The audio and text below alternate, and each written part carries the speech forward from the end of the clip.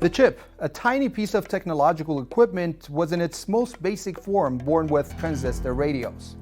60 years ago, when the chip industry was still nascent, a mere 4 transistors could fit on a chip. But today, as many as 11.8 billion can.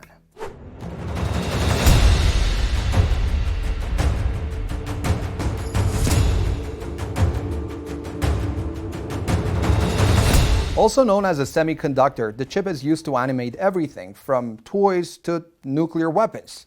Sometimes described as the world's most critical technology, the chip is so crucial a feat that it has been the subject of a technological war between the United States and China for quite some time. Let's see how the war is unfolding in a nutshell.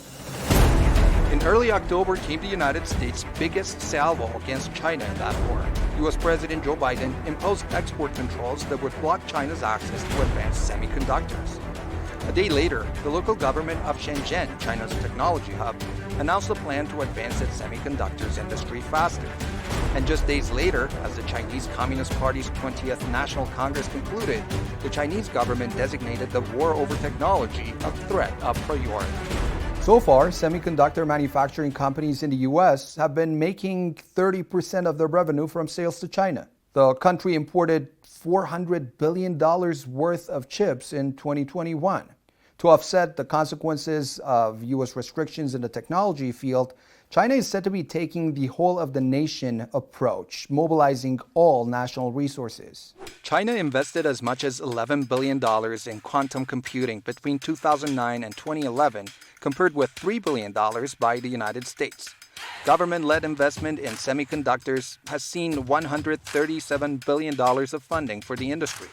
China's central bank has introduced special low-interest loans for high-tech firms, and hundreds of labs are being launched to enhance research.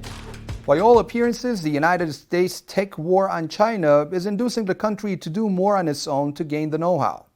The war may set China's tech industry back a number of years, but if the Chinese muddle through and acquire the science through their own research, they will end up in a better position in several years than they would have been had their access to American chips been unhindered. The sanctions have thrust into uncertainty the activities of some of China's supreme semiconductor manufacturers. Advanced Microfabrication Equipment Incorporation, or AMEC, is one such company owned by semiconductor whiz Gerald Yen, who has earned a doctorate from the University of California and is an American citizen, who returned to China in 2004 to contribute to the tech industry of his homeland. The October sanctions also prohibit, quote, the services of American talent to China's semiconductors industry. Yen, while originally a Chinese, now faces hurdles as a U.S. citizen to continue to work at his own company in China. So do 6 other top managers at his firm who are also U.S. citizens. But in other important ways, China's by-the-bootstraps approach is already paying off. The country's largest semiconductor manufacturer, the Semiconductor Manufacturing International Corporation, had started shipping 7-nanometer chips despite American sanctions.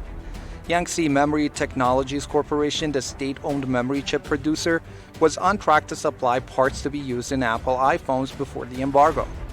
Last year, domestic revenues in China's semiconductor industry surpassed $157 billion, and 19 of the 20 fastest-growing semiconductor companies globally were Chinese. In his report to the Chinese Communist Party's 20th National Congress in October, days after President Biden announced the most sweeping restrictions on China in the chip industry, Chinese President Xi Jinping said China had to, quote, win the battle in core technologies. That President Xi made that appeal and that he used the word technology 40 times, up from 17 in the report from the 2017 Congress, are no coincidences.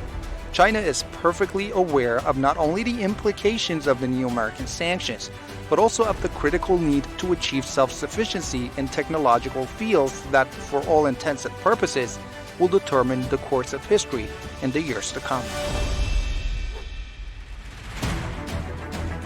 Well, it's a war that the United States may have launched, but it doesn't look like that it's going to be the one that the United States gets to end. That's it for this episode. Thanks for watching. We'll see you next time.